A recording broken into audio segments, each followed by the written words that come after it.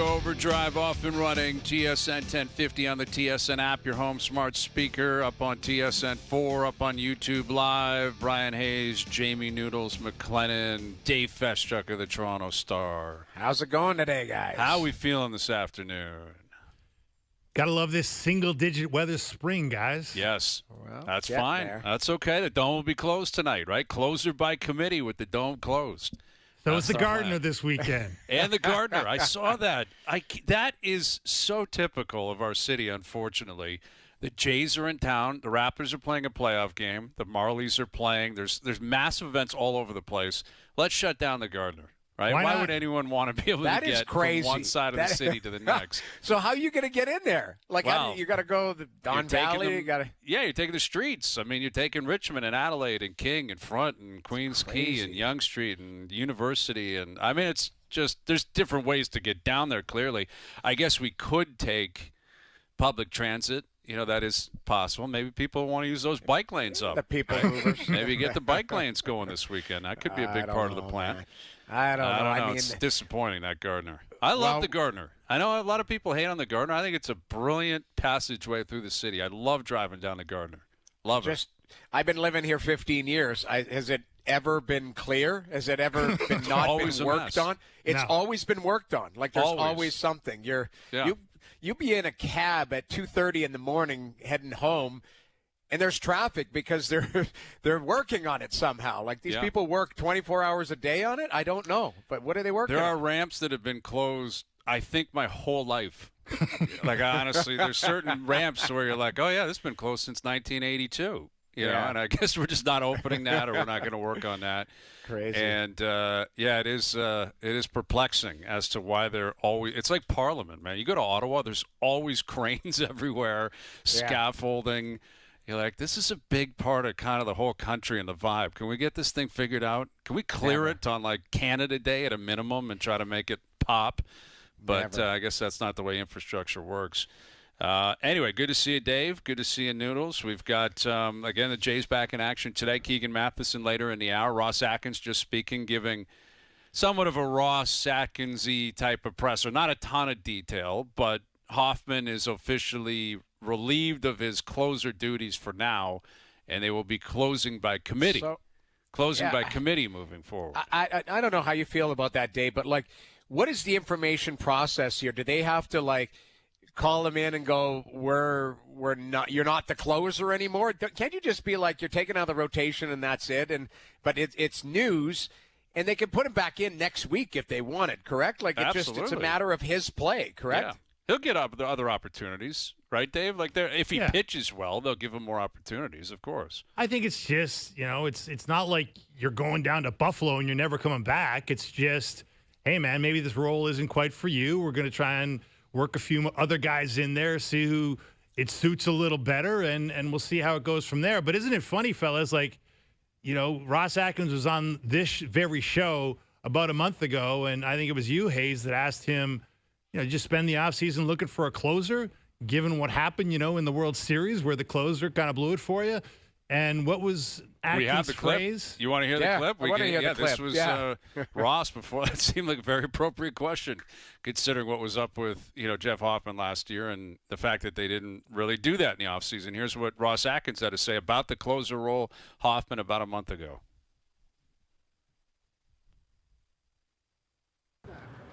Yeah, I mean, we're going to share it across more than one arm in the short term, and we may get back to a situation where there is someone named our closer, but in the short term, that responsibility will be shared.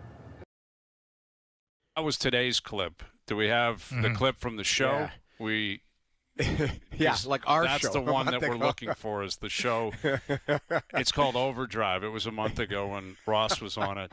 But that's what he had to say about it today. We'll see if we can find that clip. It's going to be by committee, though. Like, isn't that always the blanket statement? We're going to do it by committee. Right, exactly. Like that's what you say, right? Do it by committee. But hopefully they got to do it. They got to get their act together. Well, listen, they're in one here early on in the season with injuries, and it sounds like Springer could return probably not this weekend, possibly, but probably early next week. And they got the Red Sox coming up next week, and you're finally going to start playing teams in the American League East. And Boston's had a dreadful start as well. Hoffman has really struggled, but the rotation has struggled outside of Gausman and Cease for the most part. Scherzer's on the mound tonight. I'm not as worried about what's going to happen in the ninth inning as I am what's going to happen the first inning or two with Scherzer on the mound. Yeah, so, there's a lot of fires they're trying to put out here, but they did win the series in L.A. against the Angels, so that's something that had to happen. They had been losing a lot of series, and, again, Atkins speaking today. We'll get more details on that with Keegan in about 25 minutes. Jays and Guardians, Raptors back in action later this weekend as well after a big win last night. We'll get into that. We got Montreal in action tonight. We got Edmonton in action tonight, and I think we're dealing with a sweep here. Right? I think we're dealing with sweeps, likely in Ottawa, likely in Pittsburgh, likely in LA. Maybe one of them stave it off. Maybe one of them, but I don't know. Noodles. I think 2 of 3 stave it off. We all know Colorado was going to win that series. I just didn't think it was. I thought LA would steal one. Doesn't look like it.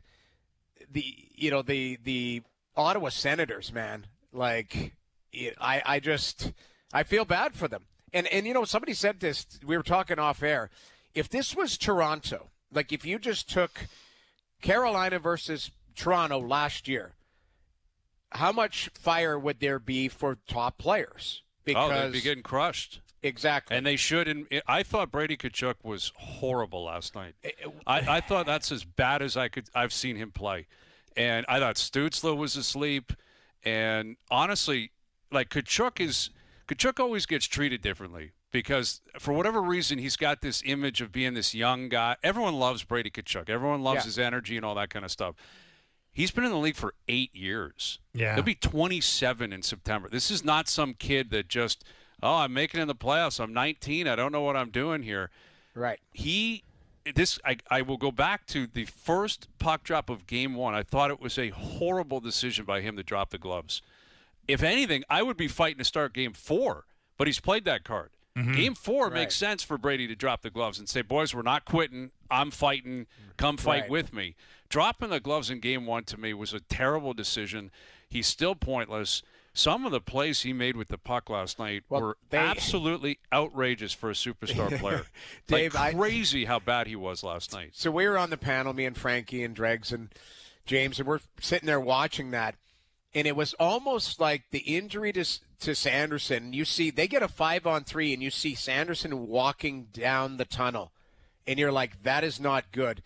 And that was like an omen because they started doing some weird stuff on 5-on-3. Now, I'm sure we have it, but Brady passes it to a linesman. What is he doing there?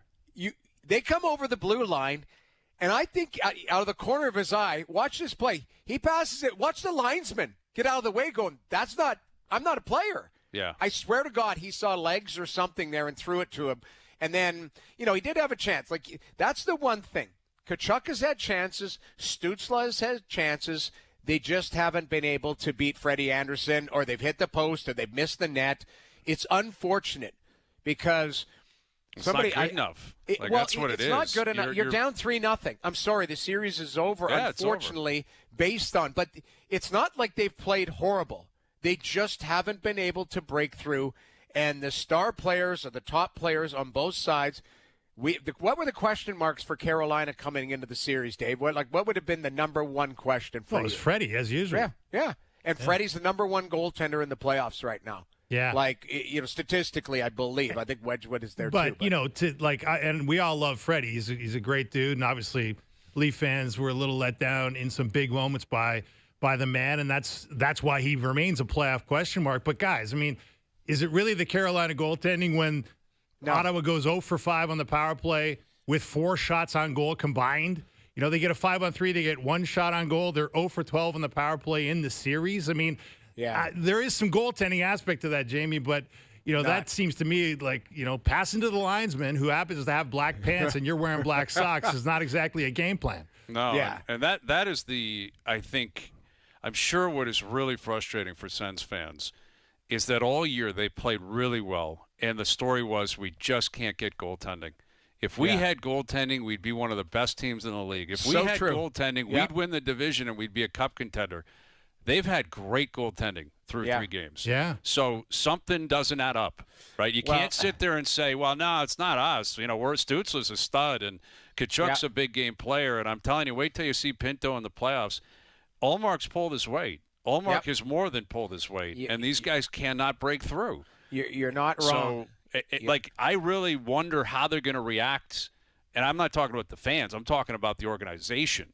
Like, what do you do moving forward here? Because this is 2 playoffs in a row where I didn't think Tkachuk and Stützle were very good last year. They were okay. They were okay, but I didn't think they were great last year against the Leafs. And now here you go again. You're down 0-3 immediately. And, yes, Carolina's a really good team. Like, there's no disputing that. They're a very good team. And I thought they put on a clinic in the third period last night. Like, unbelievable. Their play leading that up 2-1 in the third, it was brilliant the way they controlled the play and just never made mistakes. But, I look at Tkachuk because I expect a lot out of him. I said it yesterday. We all agreed. I'm like, I want to see this guy be just a bull in the china shop tonight and be all over the game, and takes a kind of weird, silly penalty in the third and just never got going. He's blowing up the door on the bench. It's just bad energy around Brady Tkachuk right now. And I felt bad because you're right. Like, the narrative was give us a goalie or give us some goaltending, and we are. And I don't disagree, but I come back to when we had Greeny on. What do we have him 2 weeks ago? Mm-hmm. We had Greeny on last week. Yeah, he goes, we've been on the barbecue for months. And I remember saying when Greeny got off, he said they're either going to be a team that just has been playing playoff hockey for months and just keeps it rolling for the next 2 months, or they spend everything to get there and they just don't. Like, I think they've played good. It's just Carolina is beating them at, not their own game, because Carolina has their own game, but Carolina's just been better. Like, they've been more detailed. Their penalty kill has been ridiculous. And Freddie's given them saves. Been great. Blake's been really good. Aaron Korolnik's stunt double. But those are depth players. Yeah. It hasn't been the Aho Svechnikov show. It's and then again, listen, you can. Sanderson gets hurt, and now he's not going to play tomorrow. They've announced that. Big trouble. It's massive because big trouble. We know that Shabbat's just coming back off a broken arm. This guy had surgery. He's not 100%. They can't, Cleven's coming back off of injury. I'm not laying that for excuses. But going into tomorrow's game, they will be missing their top pairing in Sanderson and Zub. Mm-hmm. Shabbat's not 100%. And you're just hanging on to try and look for something for somebody to drag you out of it. And I said this, and I've got to stand by it.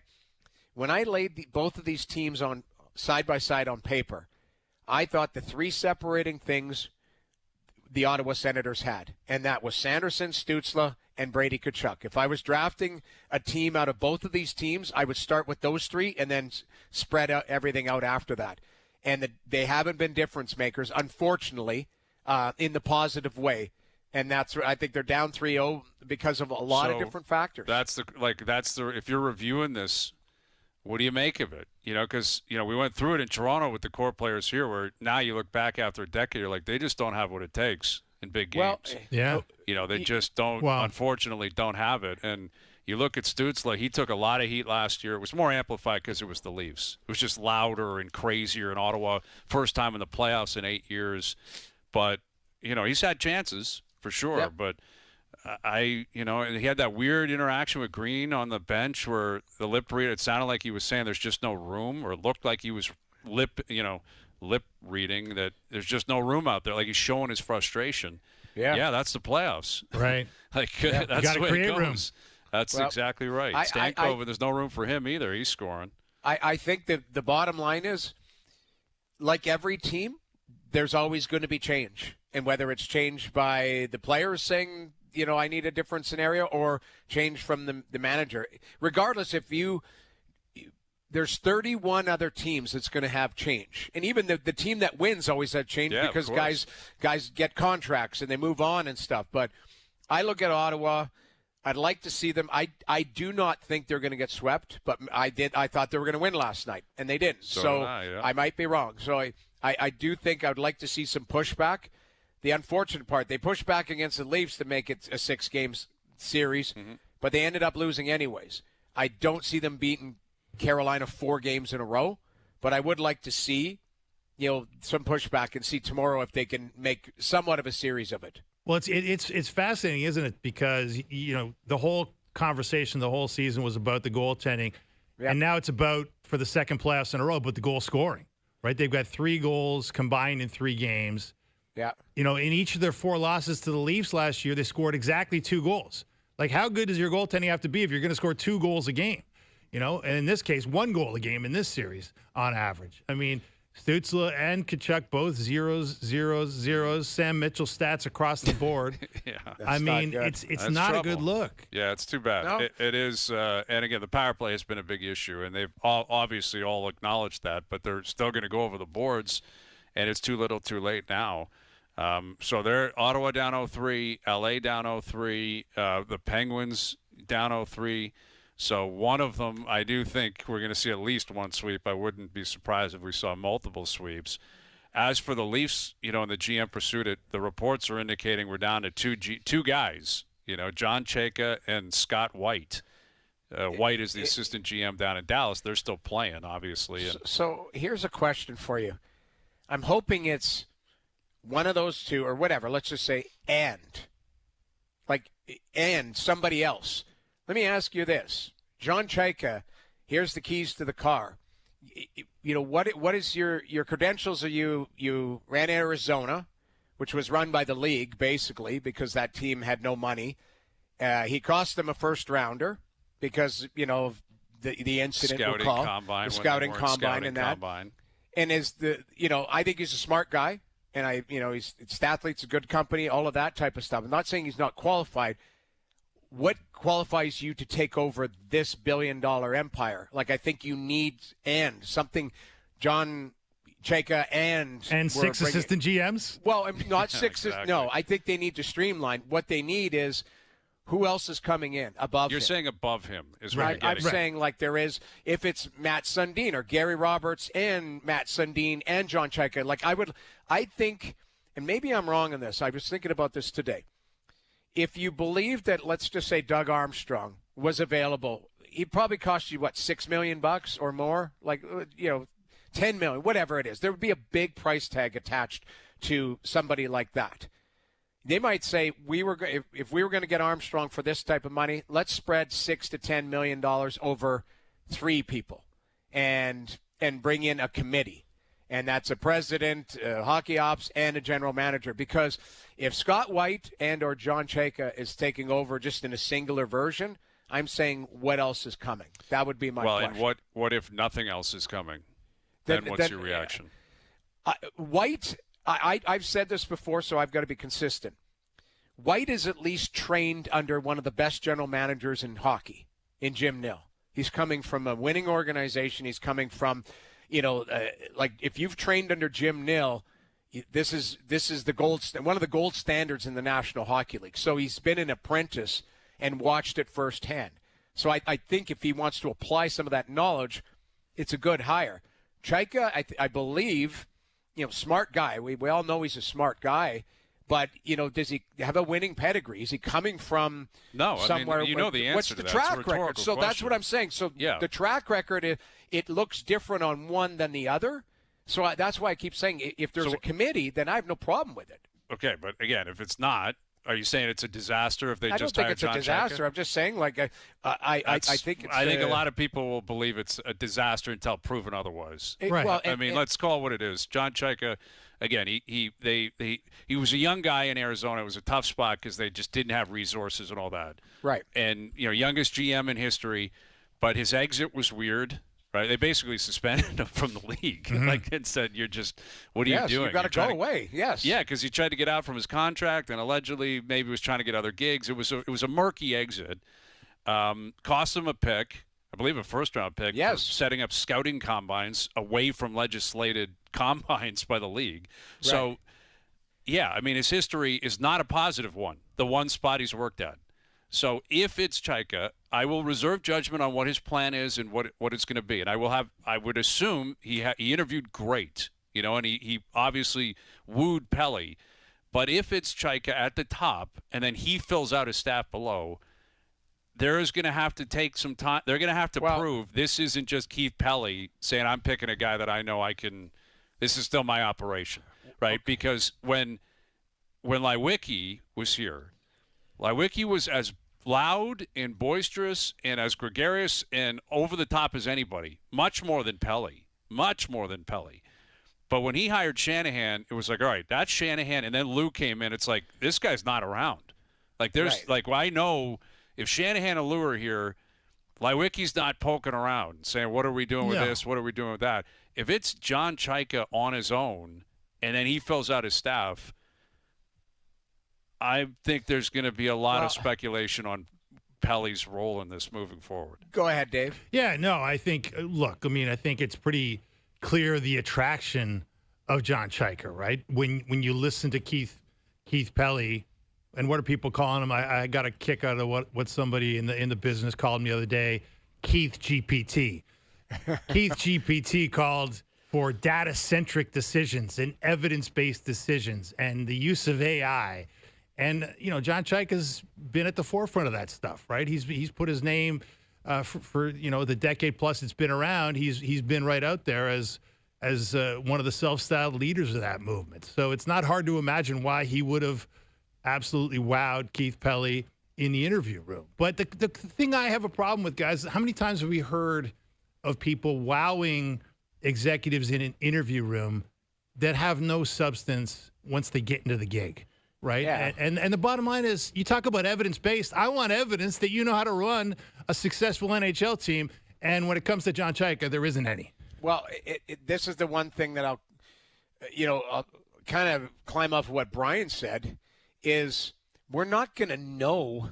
Say he gets hired today. You know, it's a news dump at 7:30 tonight. I wouldn't be shocked, but that would be so typically Leafs. Which I hope that's not the case. Hiring. I know. But let's just say he gets hired over the weekend. Mm-hmm. We're not going to know what he's capable of for months. And that's I think as a fan base and in the media, whatever, I think that's what's scary, is because he's going to come in, and rightfully so. Whoever comes in is going to go, I need to clean some stuff up here, and it's going to take me time to do that. Brad Treliving was drinking out of a fire hose the minute he was hired, because he had to sign Matthews, he had to do all these things, and it was, hey, the draft's right around the corner. I've got to get my staff going. Like, this is going to be the same thing.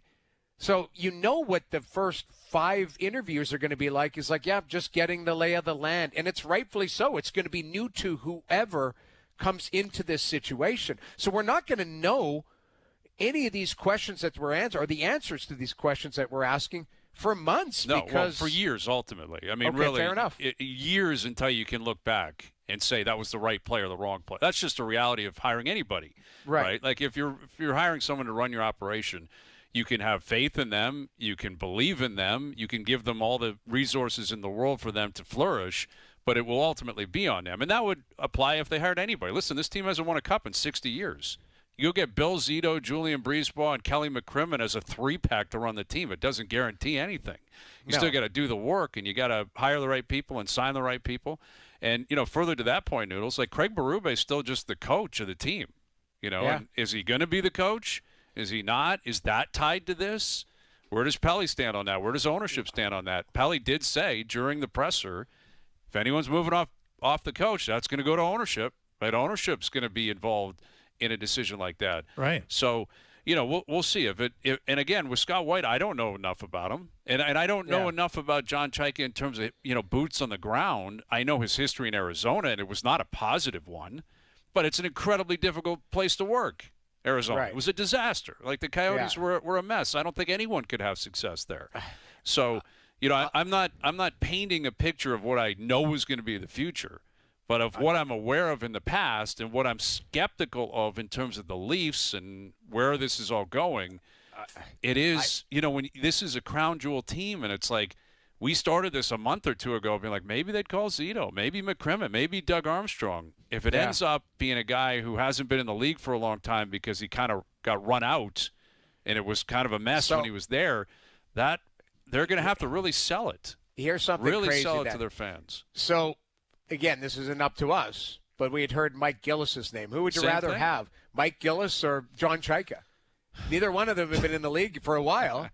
But like, that's my point, Noodles. This is why I know Scott White, and he's a really, really smart hockey guy. Mm-hmm.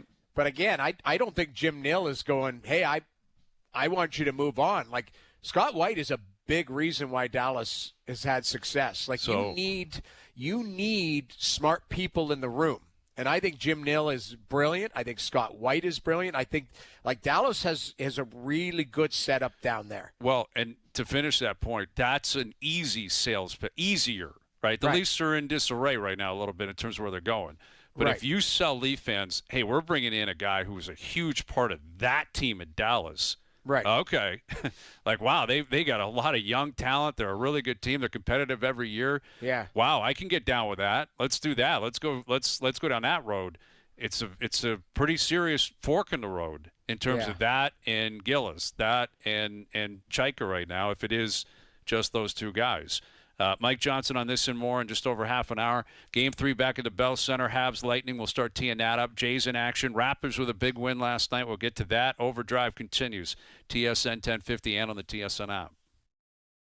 Listen and live the NBA playoffs on TSN 1050. Sunday. Back in the series, the Raps look to even things up on home court. Raptors, Cavaliers, Game 4. Coverage starts at noon. On TSN 1050, the Raptors live here. Now, back to Overdrive with Hayes, Noodles, and the O-Dog.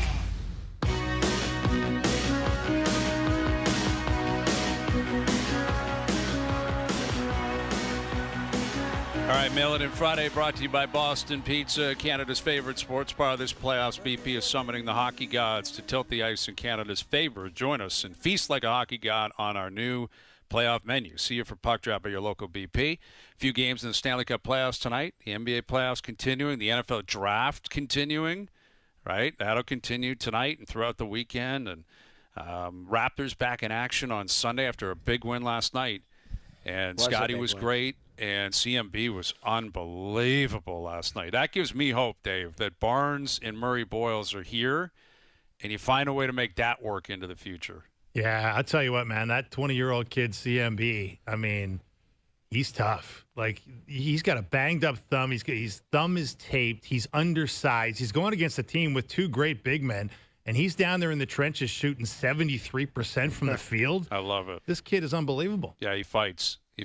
And Barrett had a great night last night. And, Ingram, after a win, it doesn't matter as much.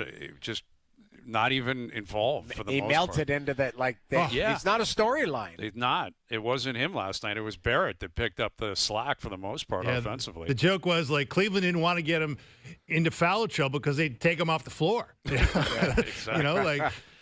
Don't let that happen. Let's keep him out there. Right, exactly. Yeah.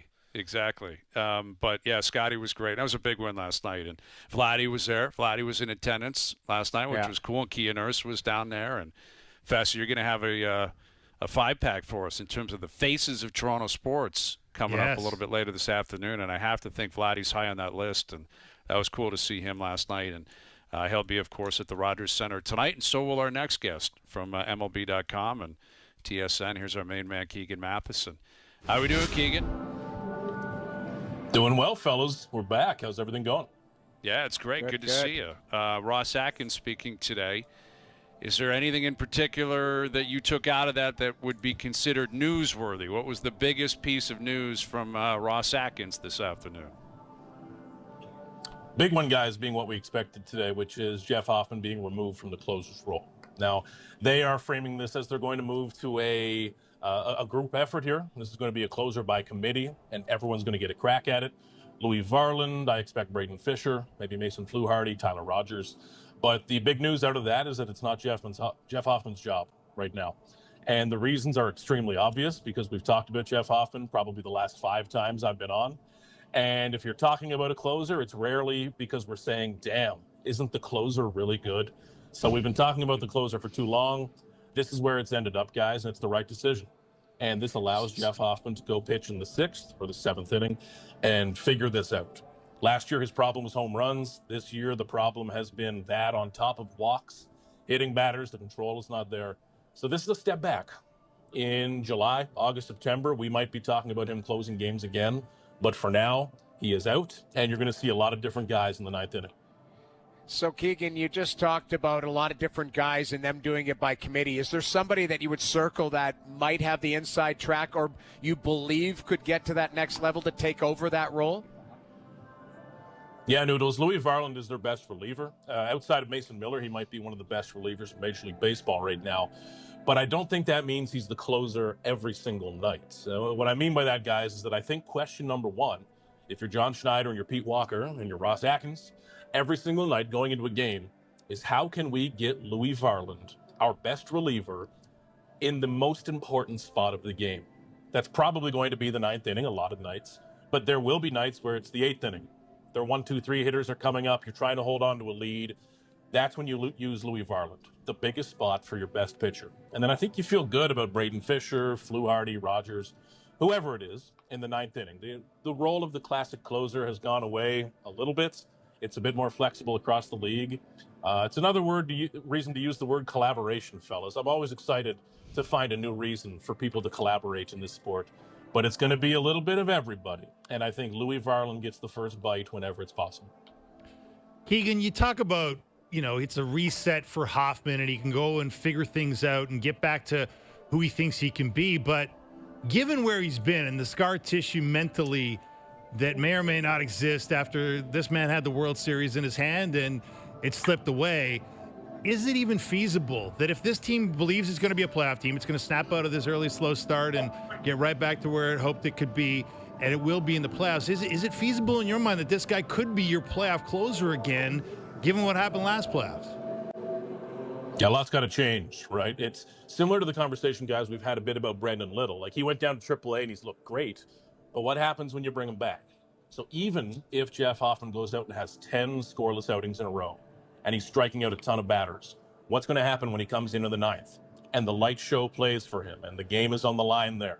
That's the great unknown. And at the trade deadline, there are going to be closers available who you can go out and go get. It's the most important factor, I think, in this is how you handle the mental side.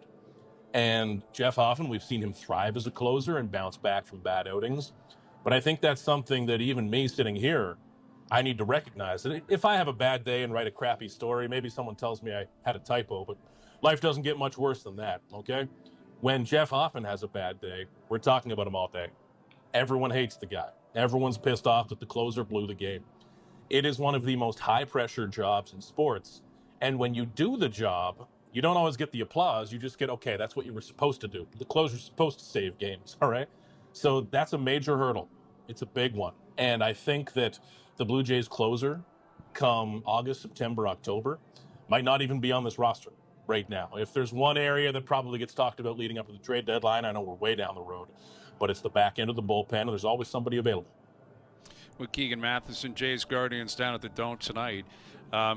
Atkins didn't really give any concrete answers on Barrios or Savage either, Keegan. Like, Barrios is close and maybe he can join soon, but they're not sure. And Savage, you got to think of a lot of things.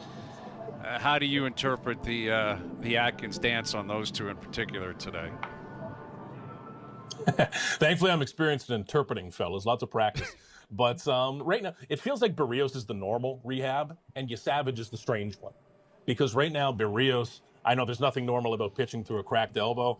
I'm still amazed this is working or happening at all. Credit to him. He's making it happen. He is going to pitch again Tuesday in AAA Buffalo. If that goes well, and if he gets up to 70-plus pitches, no reason his next start can't be in the big leagues. Like, as long as everything looks good, Barrios is, when he's good, he's just such a normal, predictable pitcher. And I think he can get back to that. Savage has been a little more of a wild card in all of this. Each of his last 2 rehab outings, I thought, were the last ones. But there have been a lot of conversations with Savage throughout this. Sounds like there's going to be more of those. His results have not exactly been there. And guys, if you are Barrios or Kevin Gausman and you have an ugly rehab start, I don't care. I really don't. But if you're Trey Savage, who hasn't fully established himself in the big leagues and the routines and the boring things that go into true greatness in the big leagues, you want to see some results, and they haven't gotten those from Savage. So we should know more tomorrow. But one way or the other, a couple of weeks from now, they will have a couple of healthy pitchers coming back. And I think that's a very good thing. You can bump Lauer to the bullpen in a long roll. Maybe we'll see how he likes that. I'm not sure, but things will get better pretty soon. So, Keegan, I was down at the basketball game last night. It was a bit of a slow start for both teams, really sloppy game, and the biggest cheer until probably the fourth quarter when the Raptors exploded and won the thing was for your guy, Vladdy Guerrero Jr., when they showed him on the big screen. Probably the most popular athlete in Toronto right now, and I'm wondering, like, he's about to play his 1,000th game as a Blue Jay. I think it's like, what is a short list of maybe 12 guys that have played more. But is it, and yet, we know how great he was in the playoffs, and yet, is it too early to start wondering, like, is he still a singles hitter in the regular season, or what's going on here? Yeah, when I look at the records, guys, I was going through it today because of game 1,000. He's going to own every record forever in this organization. And he's a lot closer to the games played and the hits and runs scored, walks, all of those, than he is to home runs. Within 3 or 4 years, guys, he is going to knock off Delgado, Bautista, Tony Fernandez, Vernon Wells for all of those counting stats. And I think he's going to do it pretty easily. And we'll end up just having the conversation of does he win a ring or not for the greatest of all time, et cetera, et cetera. But home runs, it's a little further down the road. You're probably, if he's hitting 30 a year, guys, like he has been, you're probably looking more 6, 7, 8 years down the road to catch Carlos Delgado. And I think about Delgado's peak, guys, from 98 to 2003, he was hitting 40, 42 a year. And that's what I think of when I think of a power hitter. I know that Vladdy's always been more of a hitter than a power guy naturally. But when I look at him and see how he is built, and when I see what he can do with one swing of the bat, it's hard to get excited about singles. And I know they still matter. I know they're not an out. I get it. But when you see a guy that wins the home run derby, who looks like if you walk past Vladdy on the street, you're looking at the guy saying he hits home runs. The dude's built for power. The Blue Jays could benefit from that so much more right now. And I know he's not getting pitches to hit. Neither are any of the great hitters. Okay, I don't like that as an excuse all the time. You think the guys winning home run crowns every year are getting cookies? No. So I think they need the Vladdy that's hitting 35, 38 home runs, not the 25, 28. There's a huge difference there. Yeah, and you look at the lineup tonight. Lucas had a much better weekend. Like the last handful of games, he's starting to come around. But they got Lucas leading off, Clement hitting second, Sanchez fourth, Lenine Sosa fifth. Like it's a wild lineup right now, right? With Springer and Kirk and Barger out. It's just a wild looking lineup. Like what do you expect until Springer returns and until Barger returns? We know Kirk's going to be further down the line, but like they got to play some small ball here, I think, to put runs on the board. It's amazing to look at this lineup, guys, on April 24th. It once again brings me back to the idea of what the hell am I doing in spring training all those weeks? So confidently predicting how the season will go. But this looks like a lineup that needs to figure out some way, somehow. And guys, going back to what we just talked about with Vladdy, a big home run from Vladdy takes care of all this. And we don't talk about anything else until George and until Addison Barger are back. But I didn't expect to be talking about Lenine Sosa this year, especially not as the number 5 hitter. I didn't expect to be talking about a revolving door in the leadoff spot. What made the Blue Jays great last year was that they figured out a way. They were creative. And that can be something that's difficult to attain year over year. There's some magic to it, and it's hard to grasp. But the easiest solution to every damn question the Blue Jays are going to face these next couple weeks until they're healthy again is Vladdy. It's the easy answer. Maybe it's the lazy answer out. But if he has a big game or two, everything else that's strange about this lineup suddenly looks like a great complementary supporting cast around the superstar. And these are the times they need him more than ever. Yeah, you're right. He gets on a heater right now. It might be the time you need it over the course of 162. Like, get on a heater for 2 weeks and then, take it from there. Jays Guardians tonight and throughout the weekend. Great catching up with you, Keegan. We'll do it again soon. Thank you for this. You got it, fella. There he is, Keegan Matheson, MLB.com. Wow. Vladdy is on pace for runs. like 8. Yeah, he's getting 2 home runs. He's on pace for under 20 home runs this year. So similar to last year. Like, he's hitting the ball. Going. He had a pretty good weekend. Like, his numbers are okay. He's hitting over 300. He's got like a 900 OPS. And, Vladdy, that's to be expected, though. You're also getting paid a lot of money. His contract is kicked in now. You're one of the 4 or 5 highest paid players in baseball, or real close to it. So go do your thing. I mean, I expect him to play well, but the lineup, like Jesus Sanchez hitting cleanup and Lenyn Sosa hitting 5th, is not something I had on my bingo card a month ago. Not what I was expecting. That's back to the old Who Jays. Yes. Yeah. And listen, at times it was like that last year. I remember we'd come on, Noodles, especially when they were hot, like down the stretch, and we'd be like, man, you got Nathan Lucas hitting second. You got, Schneider leading off here. You got all these different players who are factoring. Barger and Clement, was factoring in significantly. They have Kiner Falefa in the lineup, and you'd be like, all right, I guess he'll contribute tonight. And that's, I think, what Keegan's saying. You get the big boys playing the way they're supposed to, and other guys can filter in appropriately. The issue is when you're asking someone who's not capable of doing it to do it, right? You can't ask a guy who's not capable of hitting, in the cleanup spot conventionally to do it consistently. He might give you a few games here or there, a series here or there, but he can't do it over the course of 15, 20, 50 games, 100 games plus. And obviously that will not be the case because Springer will return pretty soon and Barger hopefully not far behind him. All right, Mike Johnson in 20 minutes. Dave, you got a list for us. We got our best bet still to come. OverDrive continues up on YouTube Live. Now, back to OverDrive with Hayes, Noodles, and the O-Dog.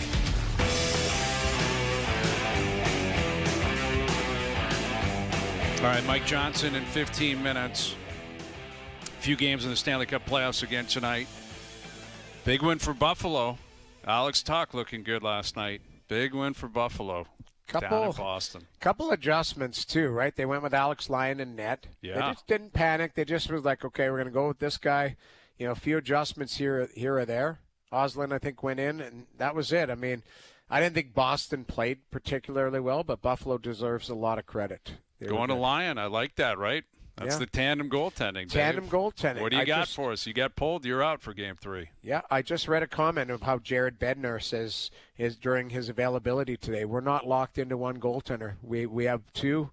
It's going to be on how they play and their rest and the schedule type of thing. So if you have that, you got to go to two. If you don't, then you're with one. It's funny, Noodles, because it feels like, for a long time, like when we were growing up, there was always this thing like coaches wanted a number one, and it was like if you got two, you don't have one. And now it seems like so many coaches are just, hey man, the more the merrier. Like, can we get three? Because this guy can't play, and then guess what? If this guy can't play, we're going to need another guy. This guy might get hurt too. We may need three. It speaks to that there isn't 25 number one goaltenders in the world anymore. There's 6, 7, 8. Everybody else is a tandem goaltender.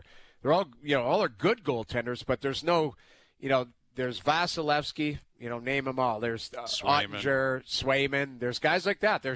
That'll play 60 games. Outside of that, everybody else is a tandem. So you are going to have to juggle. Depends on how it goes. Yeah. Well, and listen, if you're Colorado, you have the advantage of saying that now, right? Yeah. Like maybe we'll put Blackwood in now because we're up 3-0, just to toy with LA.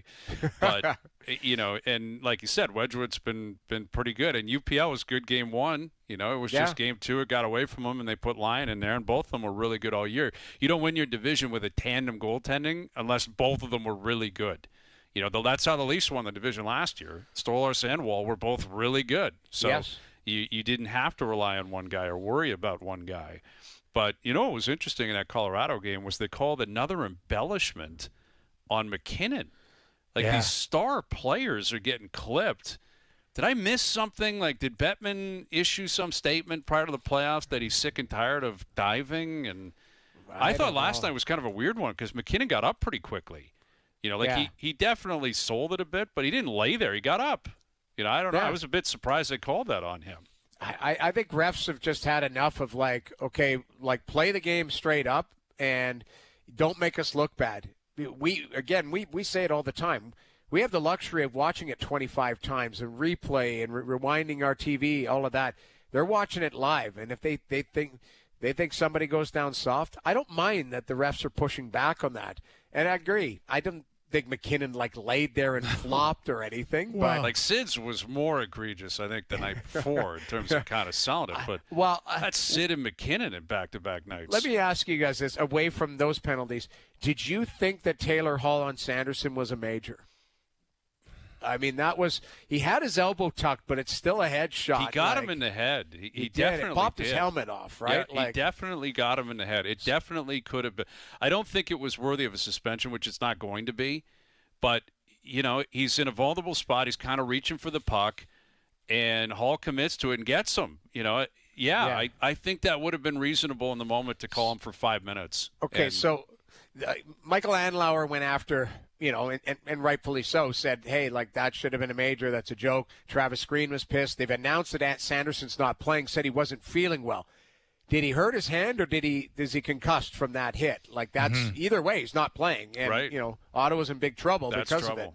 So ultimately it doesn't matter as much because they're down 3-0. Right. If it was 2-1, this would be a much bigger story. Getting Hall, I think Hall's played pretty well in the series too. I think he's been pretty effective. 5 points. He looks good, man. He's still got wheels and he plays aggressively and he fits in very well in Carolina. He's played well, so that would be big to lose him, but it may not matter at this point.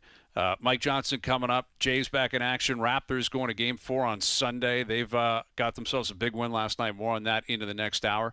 Overdrive continues. TSN 1050 and on TSN 4. It's Mail It In Friday. The plant called and said if you don't come in tomorrow, don't bother coming in Monday. Woohoo! 4-day weekend. This is Overdrive with Hayes, Noodles, and the O-Dog on TSN 1050.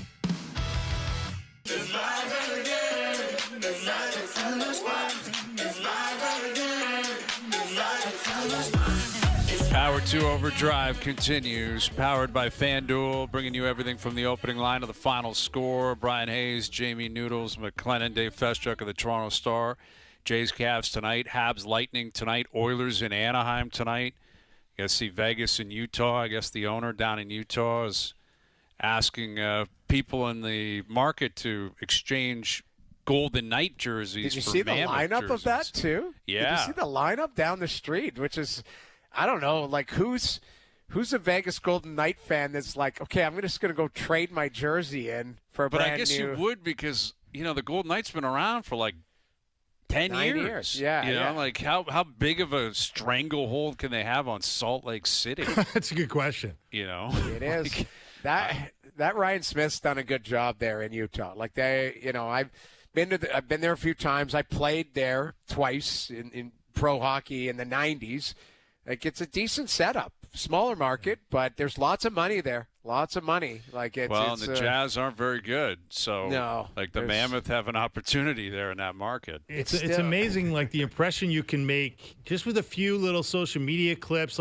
That one where he's walking through the parking lot, shaking hands with people and just, looking like a regular guy, even though he's a regular billionaire. Yeah. That goes a long way, right? And you kind of contrast that with the way, Tom Dundon, who owns the Carolina Hurricanes and now is introducing himself to the fans in Portland as the new owner of the NBA Trailblazers. And they're pissed at him. They can't stand this guy already. He's putting his foot in his mouth every 5 minutes, right? And all the little, the nickel and dime stuff. Did you see the one about how he told staff that they had to hang out in the lobby of the hotel before game time because they did not want to pay for late checkout for a 7 p.m. start? Yeah. Think about that. Yeah, late checkout. It's done. Yeah. I think no T-shirts for fans, playoff games and stuff like that. That's just standard procedure in the NBA. Basically everywhere. You get a towel, you get a T-shirt, something. Now we're not doing that. It just it's crazy. He's got all that money. It's his team. He owns it. They sold it to him, right? And it's why are you turning why would you want to turn the market against you the minute you show up in town, right? Right. Yeah, it's so easy. Is? It's not that hard to sell.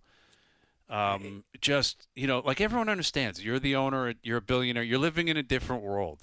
No one looks at Ryan Smith as he's actually this regular Joe. He's not. He owns the NBA and the NHL team. He's a multi-billionaire.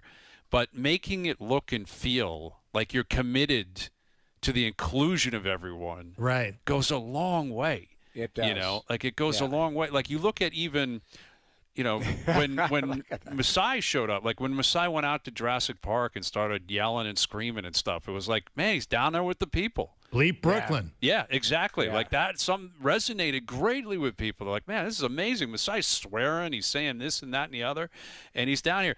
Now, afterwards, he went back into the luxury suite and, lives in his $8 million mansion in North Toronto. And, you can buy it's all George good. Springer's if you want right now. Yeah.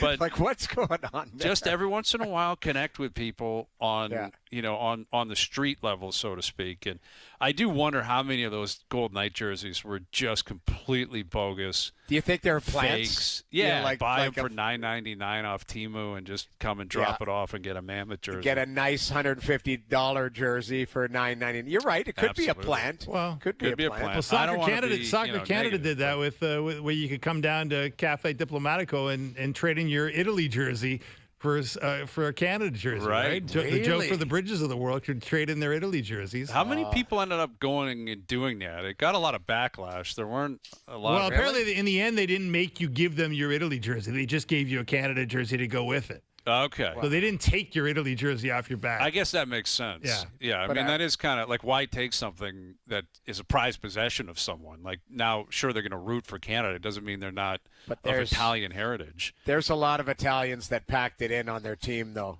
Said, that's it. To hell with them. I'm pissed not happy, off. man. They lost again. They didn't qualify again. And it doesn't sound like they're going to get in. And they were cocky, too. They were looking past. What team were they looking past? I can't remember Bosnia. what it was. Yeah. In Herzegovina. Yay, we got Bosnia, like these guys are scrubs. And yeah, definitely did.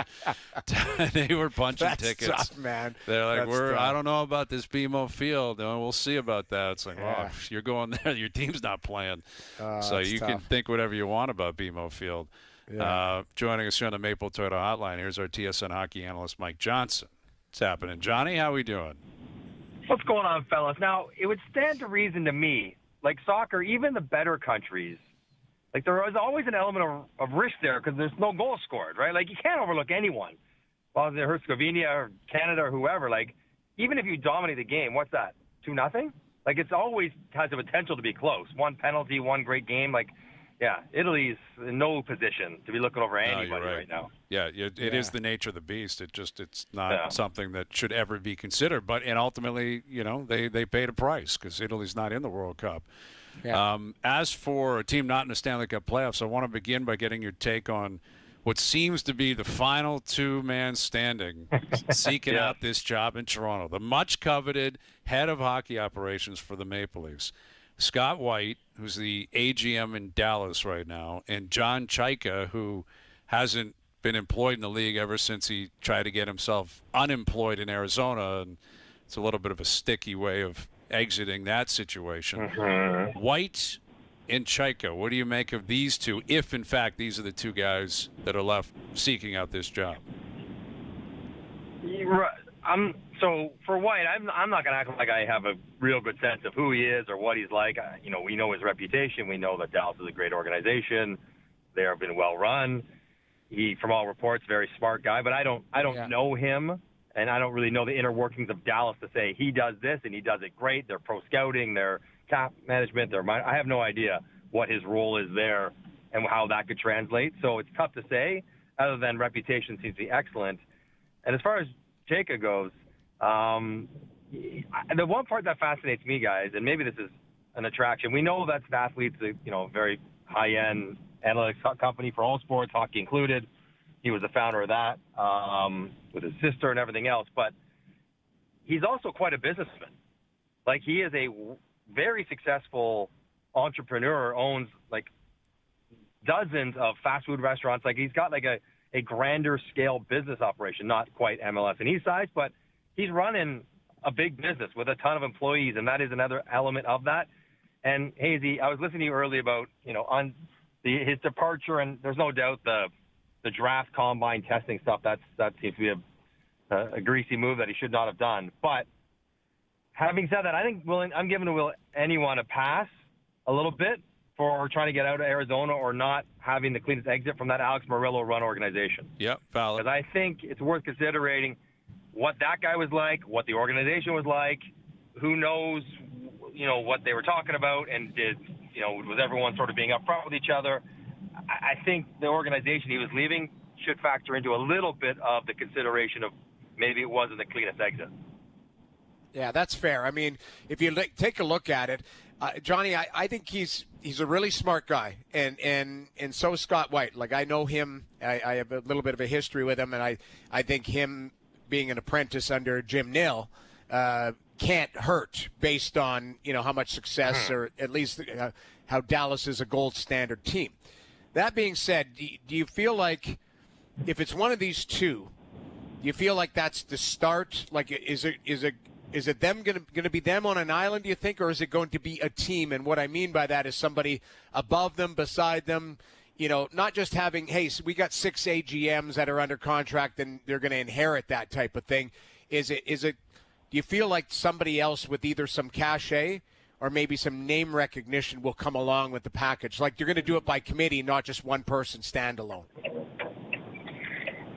Well, Noodles, I've long said, regardless of who gets that job, being, let's call him the president, and being the GM in Toronto is a job that is so big, it's ideally done by two people. Yeah. So whether these guys are the presidents or the GMs, I feel like they would be well served to have somebody else alongside or below or above, or however you want to flow the organizational chart to help them along, because there's a lot that goes into running the Toronto Maple Leafs, and more than there would be in Arizona, and certainly more than there would be in Dallas. So having someone to take on some of those responsibilities, and that's not to suggest that neither one of them could do both. They probably both could do both, but can they do both as well as they could do just one thing? And I think the Leafs are in a spot as an organization that they can have the strength of experience and layers, not to the point of inefficiency, but to the point of being better. And so, Noodles, I would say, if I was hiring, if I was running the MLS and E, I would hire two people. If one of these guys is going to be one of them, I'd hire someone else. And I mean respectfully, that doesn't mean, Matt or Gary Roberts or something like that as the second person. They can have a role, and they can be very valuable. But I think you want someone with a bit more experience and a resume of what that job will entail, other than being a former Toronto Maple Leaf who is hockey smart and passionate and a smart guy. I think I would want one of the other hires to be an experienced person. Yes. Makes a lot of sense, MJ. Well, let's talk about some teams that are actually playing hockey this spring. And, I'm not sure anybody saw the Senators in this big a hole this quickly coming. But here they are, down 3-0 for the second straight playoff run. And what do you make of the fact, MJ, this contradiction that we've been talking about on the show is all year it was about goaltending, and now 3 games in, they've got 3 goals combined in those 3 games. It's about the fact that they can't score a goal. The power play has gone cold. What do you make of it? It's disappointing for Ottawa, because I thought they would have a great chance to get to the conference final. Like, they're a very good team if they get goaltending, and they're getting goaltending. So mark that is not part of the conversation. I think at first you got to give credit to Carolina. They are also one of the best defensive teams in the league who had bad goaltending, and they're not getting bad goaltending now. Some of that's on the shooting of Ottawa, but some of that's on Freddie Anderson, who's been really, really good through 3 games, one Dylan Cousins goal aside. But it would be frustrating because they are depleted on the back end, and having injuries the way they've had them does not help them play against Carolina, a team that puts the defense under a ton of pressure to make passes out of their own end, and they're probably missing a body or two that could do that better than the guys they have playing. But all that, it means you still got to generate. That's part of the job. I give Carolina credit. It's hard. It's hard to play against them. I get it. But you got to find a way to score goals. And like Tim Stützle in game 2 should have scored 4. He got none. So that feels pretty empty. But last night would have been very disappointing. At home, win a game, you are right back in the series. They hadn't really been significantly outplayed in either the first or second game for too much. And they were dominated last night. Like, they had nothing going on whatsoever. And you think, okay, we get back home, we have all that energy, all that emotion, and we come up with that flat of an effort, or you're not able to compete at that level. That's disappointing. When you don't score, the spotlight always will go to the guys you are counting on to score. Yeah, well, that's what sticks out to me. Like, And it's Dylan Tkachuk and Stützle right? ultimately. That's the question. Yeah, it's the two best players on the team. With Sanderson being different, obviously, because of the position he plays, but offensively he's incredibly inclined, and he's out of it now. The interesting thing with these two is, like, they both came into the league so young, Tkachuk and Stützle. And I said this last hour, Johnny, like, they have this reputation. I think Brady more than anyone, because he's literally the younger brother of a superstar in the league, that he's just, he's wading his way into the playoffs. You got to give him time to figure it out. And I'm having a difficult time juggling that because he doesn't have a ton of playoff experience. Neither does Stützle. But Stützle's, I think this was his 6th year in the league. And Tkachuk's been in the league for 8. He'll be 27 in September. Like, how do you – because I thought both of them struggled last night. I thought Brady in particular, he looked like he didn't know where to go, what to do, how to handle it. Yeah. And some of the plays he made with the puck are just not – they just can't happen in a big game like that from a star player. They cannot happen. So how do you kind of juggle that moving forward? Like, a lack of experience in the playoffs to an extent, but also not 19 or 20 years old, like veterans in their prime. So how do we evaluate this when it's all said and done in terms of whether or not those two players can be playoff performers? Yeah, well, I mean, you can only go on their experience, and I'm with you. Like, I get playoffs are different, but you've been around the league for a half-decade plus. Brady has played at the highest level, gold medal game, 4 nations, which would have felt pretty much like a playoff game or a Stanley Cup final game or more. So it's not like they've not had any experience with this. So, yeah, you got to evaluate them on what they can and can't do. Now, I would say this Carolina team specifically is probably not a great matchup for Brady because to get chance against Carolina, well, one, you got to get the puck in the offensive zone where Brady does his best work. And he's not a guy who gets it there on his own. Like, he needs other people to get it there. Then once it's there, he's quite good. But the Sens are having a hard time of sort of getting the forecheck going and getting sustained pressure where Brady shines. And the other part about playing Carolina is that to get those chances, they are largely done with speed. You got to outskate him. You got to catch him on a pinch. You got to catch him out of a corner in the man-on-man and beat him back to the front of the net. And Brady's a lot of things, but fast or quick is probably not his greatest attribute. So maybe not a great matchup, but you got to find a way, especially, like, listen, we'll talk about 5-on-5, but the power play, you do have more time, and you do have more space, and you got to make plays. And, that one inexplicable pass in the 5-on-3, you're like, I don't understand what's happening here. It's just so strange to see. So, yeah, I mean, I don't know what to tell you other than bad matchup, and he's probably not playing as well as he wants. I think he's trying to be emotionally effective, trying to be chippy and edgy and hit and finish and do all the right things. Carolina is doing a masterclass and largely just skating away. They don't get involved in that stuff. Yep. Just go ahead, stick Jordan Martinook in the middle of the ice, and whatever, we'll take the power play. And Brady's getting caught trying, but lost is a strong word, but not comfortable in how the flow of the game is going. For Timmy, I think he's been okay. Last night, not good. First and second game, he was pretty good.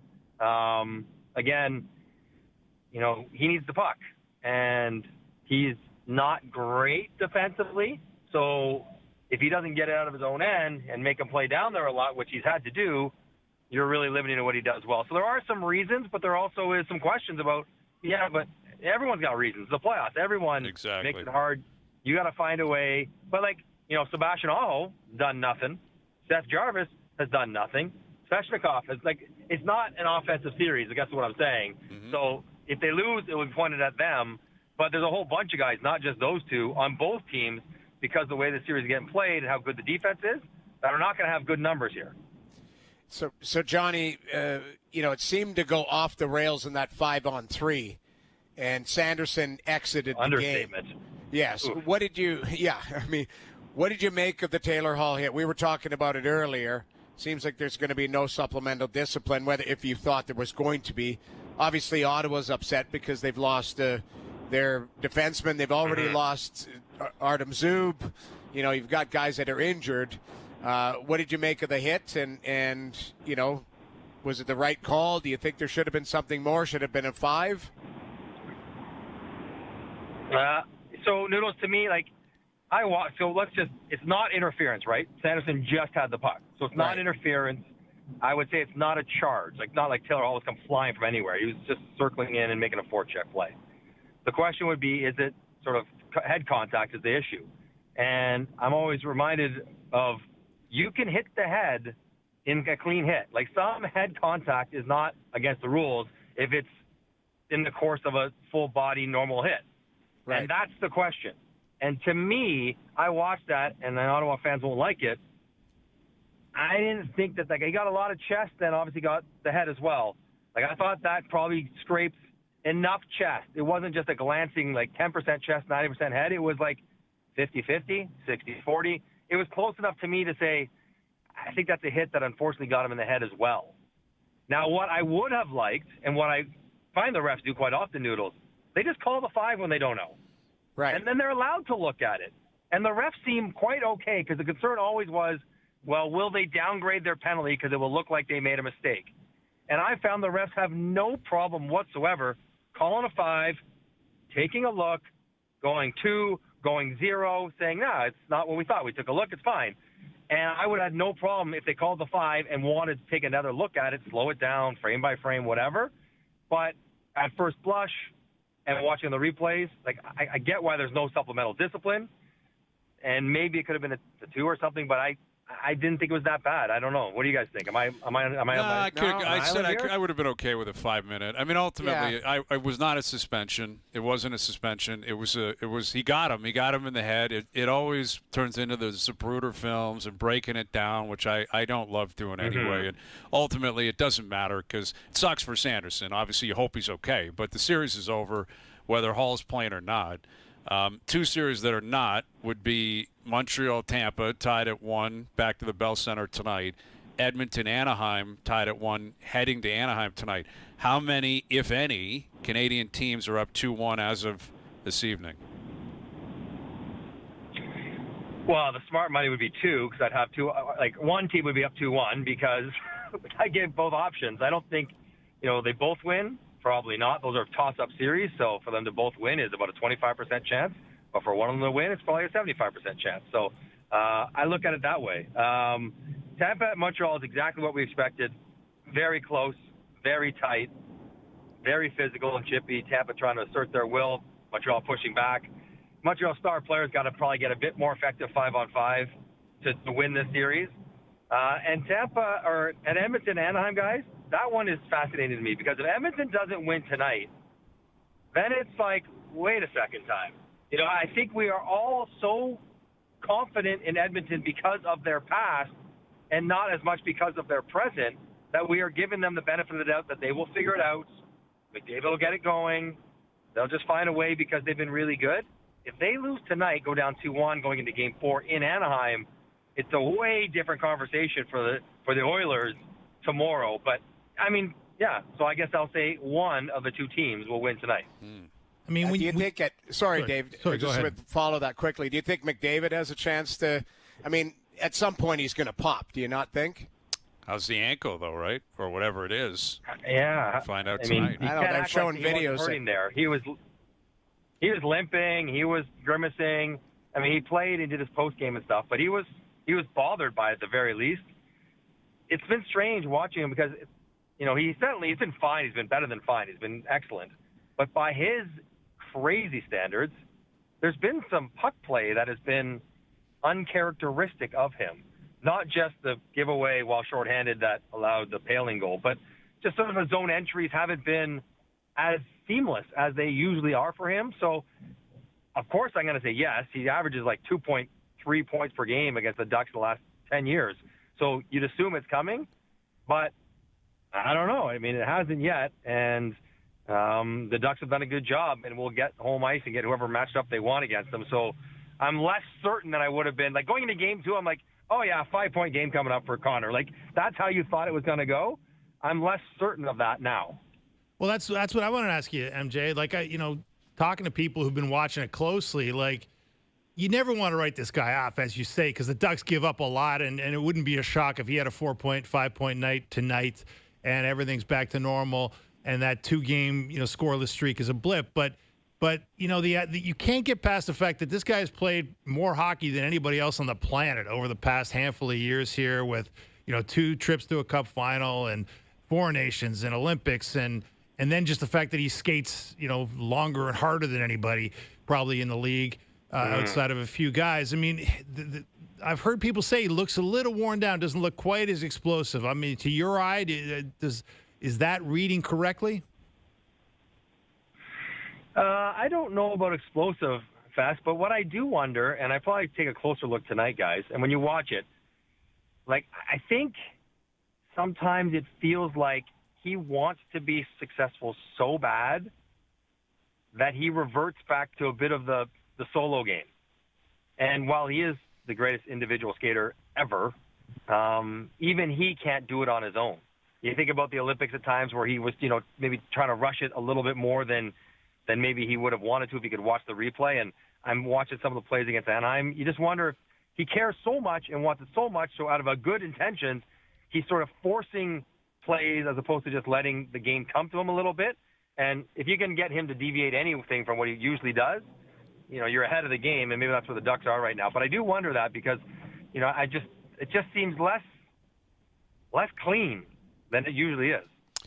Yeah, I mean, that'll be an interesting one tonight. As for the Bell Center, you've played there. The tied 1-1 coming back home Friday night in Montreal. Man, what do you expect the atmosphere to be like at the Bell Center tonight?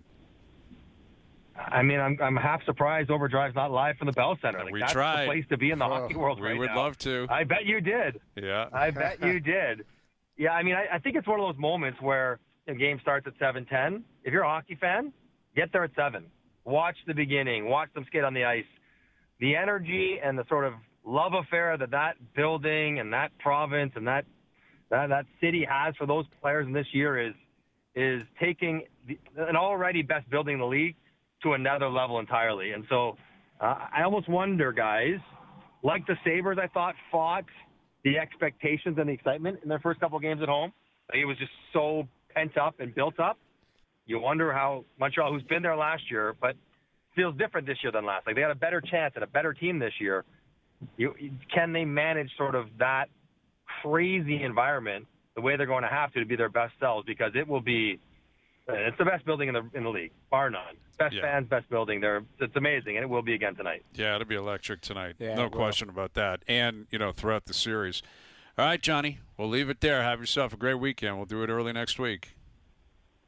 All right, fellas. Have a good weekend. Mike Johnson joining us here on the Maple Toyota Hotline. Red Tag Days are here. Check out the Toyota Tacoma and Toyota Tundra pickup trucks, both available as hybrids. Visit Maple Toyota near Canada's Wonderland in the Maple Auto Mall. Yeah, that'll be fun to see that tonight. And Utah's first home playoff game tonight, right? That building will be rocking this evening. That is for sure. And Anaheim, they haven't been in the playoffs in a long time either, right? Yeah, I mean, it's a niche market, but they still are pretty, they won a cup. What was it? 07, sorry. Yeah, 20 years ago. With Pronger, 20 years ago. But they were a really good team for a long time with Getzlaf and Perry and yeah. They had a really good That's run. a good building. Yeah, like that building rocks, man. Americans know how to get behind a home team, man. It's a really good place to watch hockey. I was there for a few of those Game 7s when our colleague Bruce Boudreau was coaching that Getzlaf Perry team, and they never could quite get over the hump. But, man, that place would rock. Yeah, it will tonight. And with McDavid rolling through town, if you're a hockey fan in that market, you'd be salivating for that opportunity. They're going to be on him. They'll be on Draisaitl. And you don't think L.A. will get a game? I don't think so. I think last night was their chance, Noodles. They had that opportunity. I watched it. But Colorado just squeezed. They just squeezed them. Colorado's just too good. Yeah. They're better in L.A. L.A. looks slow and lethargic. Well, it's interesting. You look at L.A. and you look at Pittsburgh. 2 dynasty teams, right, from a decade ago. 2 teams that, like Kopitar and Doughty, maybe the 2 greatest Kings of all time, or certainly, Gretzky represents something different.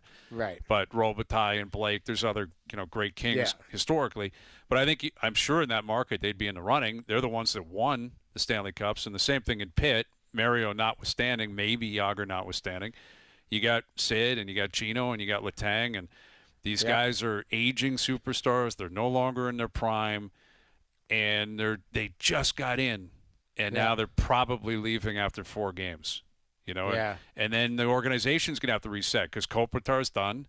Yeah. Doughty is still going to keep playing, but he's not a young guy anymore. And the same, and I think Malkin, they're probably going to move on from him this summer. We'll see what happens with Letang. That's where you have the Dallas model, though. You've got to have players that push those guys down, legacy players down in the lineup. Doesn't mean you push them right out, but it's like Jamie Benn's fine on the third line in Dallas because you've had Wyatt Johnston push through. Sagan's not even playing. Sagan had the injury. But, you look at it, that's the model you need where – I come back to Scott White, for example, and you start looking at the Toronto Maple Leafs. Okay, you got a draft developer. You're also going to have to take a look at, what are you going to – you're going to have young kids push your legacy players down. That's why people didn't have a problem with John Tavares if he was your third or fourth line center. Right. At $4.5 million. And he had a great year. There's nothing he did to credit Johnny. He was credit to John. He had a great year for what his expectation was, but everybody above and around him wasn't good enough. And that's the biggest challenge. If John Tavares is your third line center and producing like that, you're on to something, right? But what you need is the people around and above to push him down. Guys in front of him to be better. Right. And that'll be the job, whether it's John Chayka, Scott White, or somebody else. Or someone else. Could be anybody, right? Maybe it's a big smoke screen. Anything's possible right now with the Leafs. Mail-in Friday brought to you by Boston Pizza, Canada's favorite sports bar. This playoffs, BP is summoning the hockey gods to tilt the ice in Canada's favor. Join us and feast like a hockey god on our new playoff menu. See you for puck drop at your local BP. Dave, you got a list for us coming up. We'll break that down. Best bets later in the hour. OverDrive continues up on YouTube Live. All right, best bets coming up later in the hour. Jay's back in action tonight. Raptors Game 4 on Sunday. Emmanuel quickly ruled out for the series, which I actually appreciate that. He's not playing. Just tell everyone. Stop with he's getting close. Yeah, we'll see what happens at tip-off. You're not playing. Wow. Yeah. I guess the what they put out in the press release, guys, is that, maybe they weren't being coy about whether he was going to play or not because, according to the team, he's re-injured it while trying to come back. Right, so the hamstring. He's had a setback on the hammy. And he won't be back anytime soon, it looks like. And as we all know, man, hammies can be very, very difficult to come back from quickly. Yeah, he just doesn't play enough. I mean, it's unfortunate. He's hurt, and he had plantar fasciitis, and, he's been dealing with it. And I don't know how much he would tip the scales on this series, Dave. I think it would be a big difference. Do you think it would be a significant difference? Yeah. Everything he brings, some really kind of electric three-point shooting when he's hot. Obviously, like anybody else, they don't really have a ton of that. They got it last night from Jamison Battle, a guy they'd buried on the bench for the first two games, who came in and went 4 for 4 from deep. But he brings that sort of the three-point shooting threat, and also just a little bit of size in the backcourt and some ability to break down defenses, which they don't have a ton of outside of Scotty Barnes playing bully ball. Right. So, do you think that they can get back in this series? Do you think that, it's 2-1. I get it. Last night was great. But where would your confidence meter be that they can get it done? Storm right back. I'll put it to you like this, Noodles. All they needed to beat the Cleveland Cavaliers was to have 4 players have the games of their lives. Scotty had the game of his life. CMB had the game of his life. Jamison Battle had the game of his life, and R.J. Barrett had the game of his life. And I'm not kidding you. They've never, considering the stakes and the situation, none of those guys have ever played any better on a basketball floor, certainly in the NBA. So can they repeat that? Can Brandon Ingram snap out of whatever is bothering him? That's how they get back in the series, is because you're not going to get that out of everyone else every other game. Now, they won big last night. They separated in the fourth quarter. It took a while, though, right? It did, but the point being is it's not like they got all that performance and won in triple overtime. No. They legitimately – it was a close game through a lot of lead changes, and then they kind of separated in the fourth. And Cleveland's a really good team. They're but they're not some – all-time great powerhouse that's going to really terrify you. They're still in the driver's seat. Game 4 ultimately will determine this. I mean, I think that goes without saying. If the Raptors can hold home court, then they're right. Then it's coin flip for me. They got a real shot here. If you lose Game 4, then that's going to be the end of the road. But you've got a list here, Dave, because with Vladdy in the building last night and the pop that he got, right, and he's on the mic and people are going nuts for Vladdy, we figured we'd put you to the test. Usually I'm the one that comes up with these, but I kind of want to be on the other side looking in here on who you think is the face of Toronto sports. So do you have a 5-pack for us here? I do. Okay, we're going 5 down to 1. Is that our plan? Are we going 5 down to 1, Joe, from the bridge? I guess we are. Okay. I hope we are. Yeah, go 5 down. Yeah, Joe's on the ball, man. Joe will figure it out. He'll read off you, man. No problem.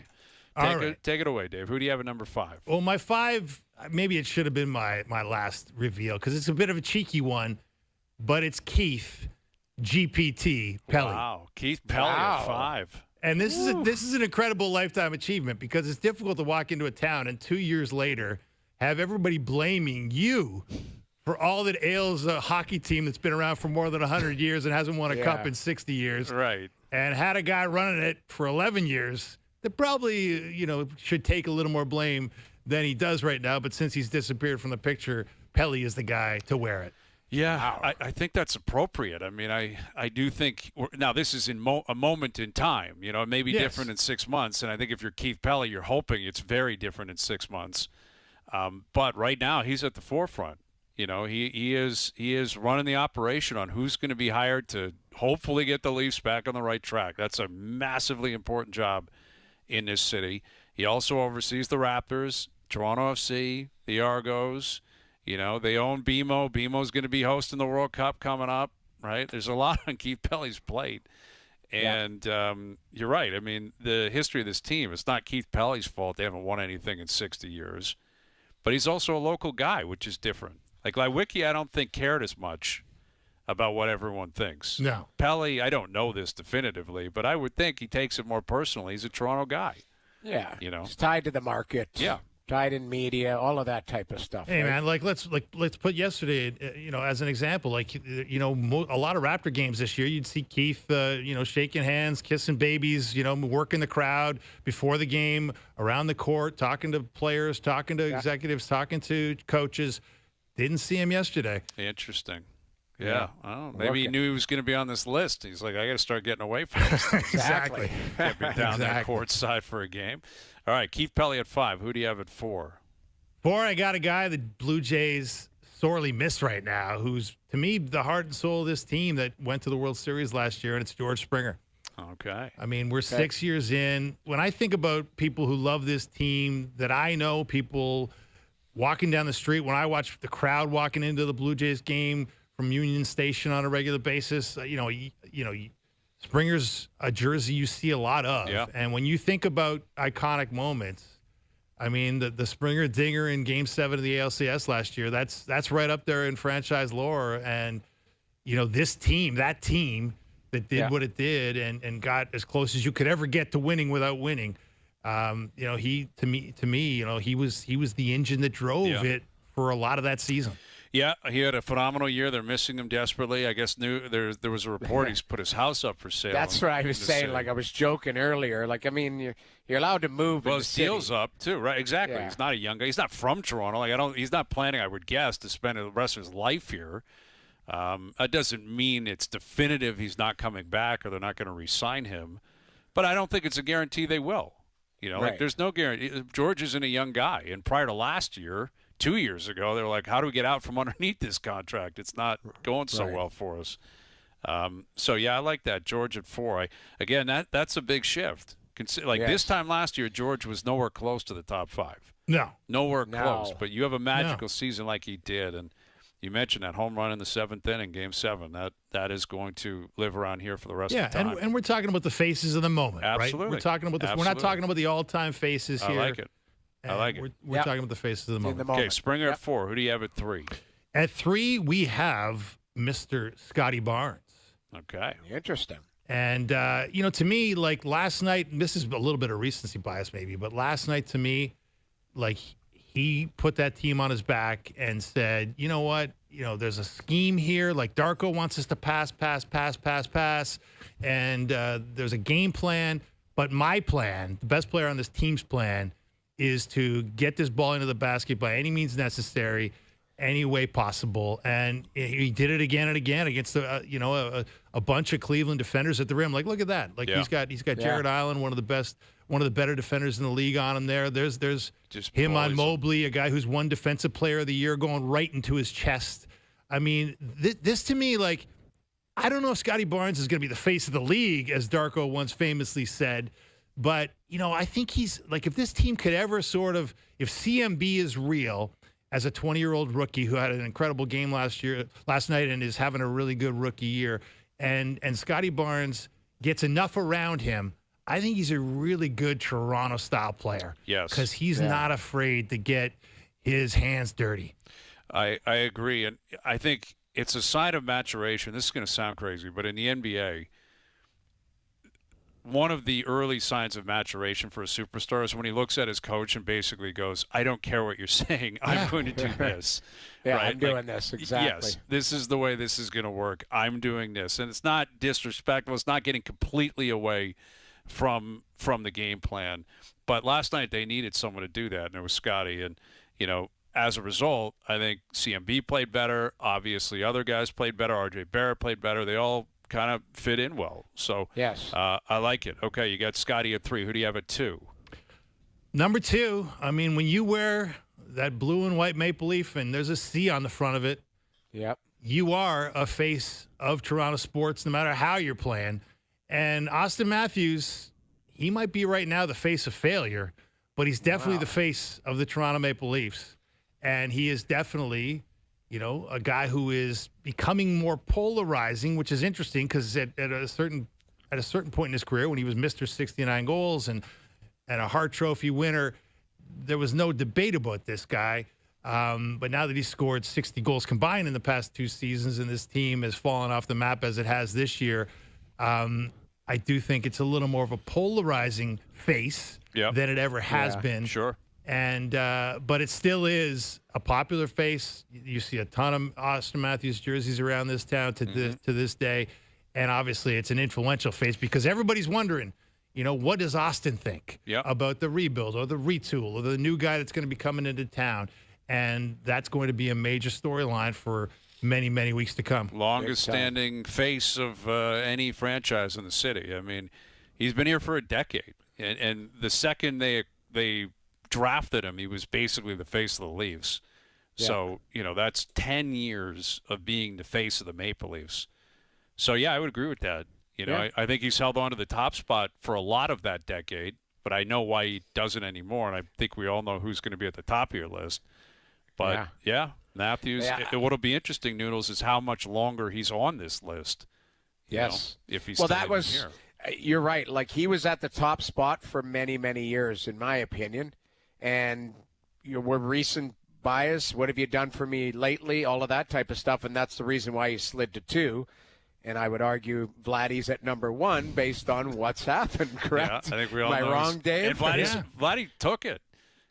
Sorry, Dave, I'm jumping on your number 1 on the list. I'm a little uncomfortable. This isn't my list. I don't know what to do It's here. everybody's list. It's Toronto's list. I love it. I just assumed, and I Vladdy, basically outed it, but it was part of my answer. Yep. If this was 2 years ago, it was the opposite. Austin Matthews, it was Austin Matthews way above everybody else. Mm-hmm. And now, Vladdy's in there because of what they did. They went deep into the playoffs. They went to the World Series, and Vladdy was a beast in the playoffs. He did something Matthews has never come close to doing.